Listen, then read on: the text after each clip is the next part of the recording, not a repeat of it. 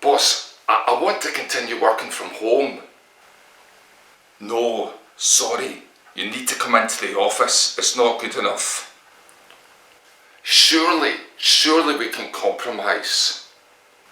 How about you work in the office 5 days a week and then from home 2 days a week? Okay, boss. Thanks.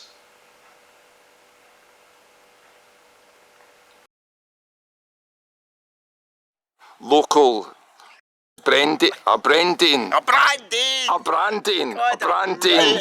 Called after St. Brendan, is that right? Yeah. I think you remember that, your brother. Branding. Okay, so can you tell us about this grave here, Charlie? Just come over here. Thank you, Hugh, I'll do that. Are you following me right there? Yeah. So this, as you see, girls and boys, and Peter Morrison as well. Lovely wee grave. It's a bit kind of weather beaten and a bit kind of, need a wee bit of TLC, I think. But it's a lovely marble grave. Herein is interred the remains of the mother and sister of Henry Bowers, better known as Birdy Bowers, Antarctic explorer and adventurer, who perished at the South Pole in 1912 with Captain Scott and the rest of his expedition. He's still out there in the permafrost. They never recovered their bodies. But his mum and his sister are buried here, and there's other family members mentioned on the memorial. He lived in Rothesay for quite a while. He actually stayed out in Port Bannatyne.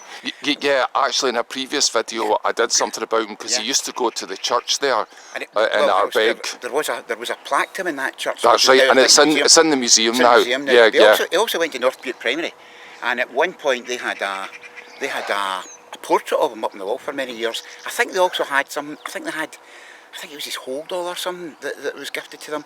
I might be wrong there. Don't eat that ice cream. I need it for later. Should be a bit more respectful and reverent. Yes, sure. I'm at the grave of a very important Rothesay man that probably nobody in Rothesay has ever heard of, including myself up to very recently. It's a guy called John Mackay. Now there are a couple of John Mackays in Rothesay at this moment, I know. This grave says, erected by Benjamin Mackay in memory of his father, John Mackay, and this is a good bit, who was present at the Battle of Quatre Bras and Waterloo, 1815. Died January 1861. Right, so there you are. That's a Rothesay man that fought at Waterloo. One of the most famous battles ever. When the Duke of Wellington, you know the Duke up in Glasgow, the Yeah. Oh, right. Duke of Wellington defeated the forces of Napoleon Bonaparte. Quatre Bras was a skirmish. It was a kind of crossroads just outside the main battle site of Waterloo. It was a skirmish, an opening skirmish in the actual main battle itself. But this guy apparently was present at both and survived it, came through it, because there were 25,000 dead, never mind injured or captured or missing or whatever. 25,000 fatalities at the Battle of Waterloo. So it was one hell of a battle, pretty bloody conflict, you know. And this guy Peros, he was there. In the First World War, when they sent the Kilties in, the Germans would run for it. They called them the ladies from hell. That's what they called the Scottish troops in the First World War. Really? The Piper would there, and the Highland regiments would go in with their kilts on, and shouting and hollering and get right stuck in amongst it, you know. They called them the ladies from hell. So they were bloody good fighters. Yeah, sure. Bloody good fighters. This boat, called the Fishpool, was a very unlucky boat. In May 1941, she was bombed whilst in Barrow and Furness. 2 sailors were killed. The Fishpool was bombed again, set alight, sank, completely destroyed by German aircraft at Syracuse, Italy in July 1943. This time 28 were lost. But the memorial here relates to her maiden voyage when she was bombed in the North Atlantic in November 1940. 26 men were killed, and she was towed into Rothesay Bay for repairs. The remains of the crew killed on board were interred in a double-sized grave here in Rothesay, and a headstone was erected. As we can see, they were mostly young men from the north of England. Well, Andrew Blaine Baird was a blacksmith from Rothesay. He had a wee workshop in the High Street, which is still there. He was fascinated by the new phenomena of flight, of air travel, and he decided to build himself a wee aeroplane, very lightweight thing. Andrew Blaine Baird flew his own plane on the 24th of September 1910 at Ettrick Bay here on the Isle of Bute, and this was the first ever powered flight in Scotland. You know, the interesting thing about Andrew Blaine Baird was he never flew again. After really? He didn't fly? And you were saying earlier that they've opened a kind of a small airport now in his memory on the island. Yeah, right. Which is nice, isn't it? But you were saying that his grandson had never flown, and he was an old man. His son. I don't think had ever flown. I think maybe somebody will correct me on this, but I'm pretty sure I'm right. He'd never actually flown until that day. They had the inaugural Birdy Bute Day, and it was a great day, Hugh, because the kids all went out with kites and all that, and wee toy planes, and you know, it was an annual thing until COVID, of course. Yeah, I think there's been some subsidence here with these gravestones.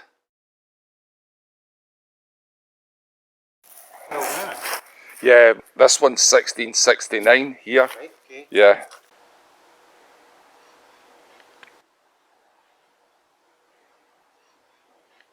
is the burial of Robert Wallace of Bush and Provost of Rothesay, who died this 9th day of September 1745.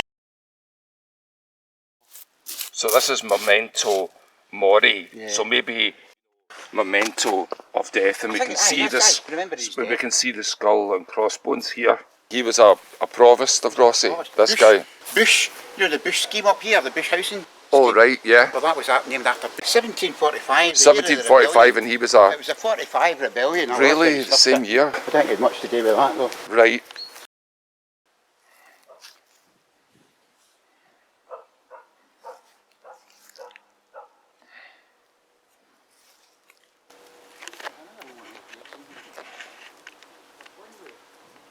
You seen the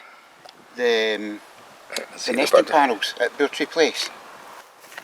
Yeah, yeah. So do you end this? This is just a wee feature here, isn't it, to do with the bird? Right, I'm going to kind of look into this, right? See the bird? Yes. Right. It's just the style of the bird.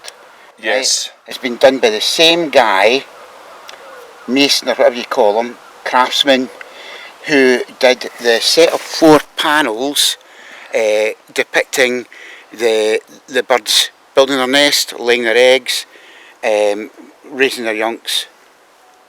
And I don't know if what the final one is, but there's 4 of them in a sequence of that sequence of creation. Oh, so whereabouts is that then? It's down at Birdy Place, just down the high street. Oh, I'll show right. you. So And it must have that- been about it's the same guy, the because stoneman. Right, because look at the design of the bird there, Yes. and then we'll compare that to the ones down in Wartime Place. Yes, And sure. I'm pretty sure you'll agree with me, it's the same dude. To say, yeah. It's the same Sounds dude. amazing, right? Right, let's not look at that. See what I mean?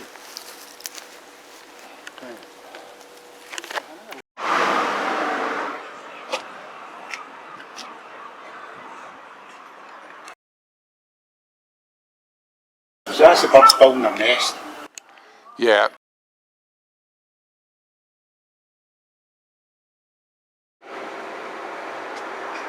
It's quite daft, isn't it? It's amazing, I think. I think it's amazing. Have you seen the 12 disciples down the front? Right.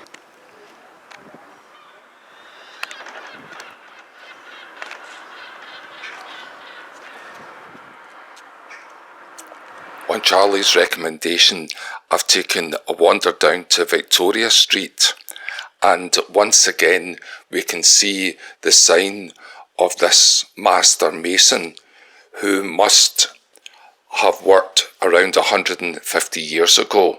So as well as the gravestones and the top of the windows, we can see the 12 disciples here.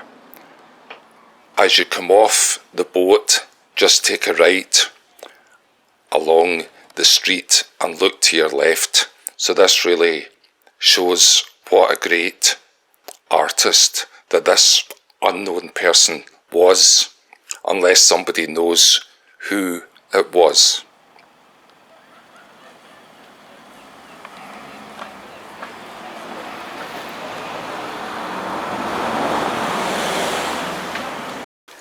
Charlie, you know, as you know, I'm a teacher, but I'm just a bit afraid that I'm out of practice, so I'm just going to practice. Okay, right, calm down. Right, Flossie. Okay, right. And is Brittany Shears here? Is Brittany Shears here? And where's Colin? Oh, he's all. What? He's always out and around. Okay, right. So, how do you say mother in Italian? La mama. That's correct. And how do you say 8 in Chinese? Ba. That's right. That's right. And is Barbara here? Is Barbara here? But you know the dark one. Barbara, black sheep. Have you any wool? Right, so we're going to show this on YouTube.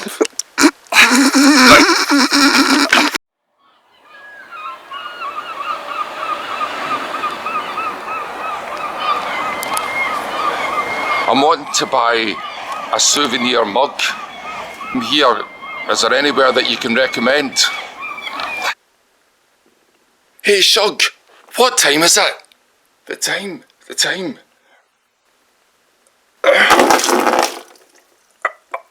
I know what the time is. It's time to finish this video. I got that lovely mug from Bob and Janet along at Picture Bute. They also have another shop along the road called Personalize. When you're wandering round Bute, keep an eye out for Colin the sheep. Fortunately, the artist Stephen Doak is often on hand to record Colin's adventures. There's some links below for all of this. And until the next time we meet, have a beautiful time.